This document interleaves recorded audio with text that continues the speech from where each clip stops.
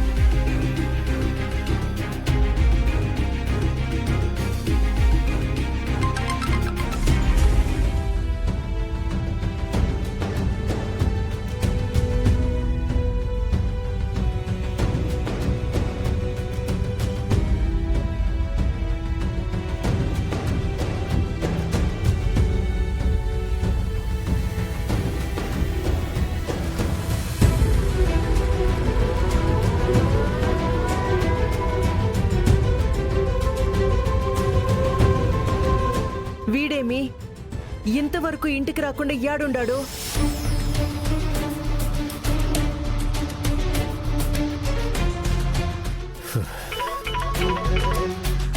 అత్త, నేనే నీకు చేద్దాం అనుకుంటాను.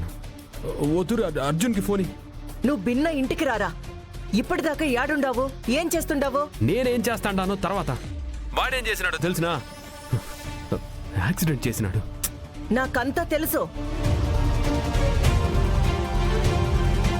ఇంటికి వచ్చి చెప్పేసినాడా? ఇందాకటి నుంచి ఫోన్ చేస్తాంటే ఫోన్ కూడా ఎత్తట్లేదు.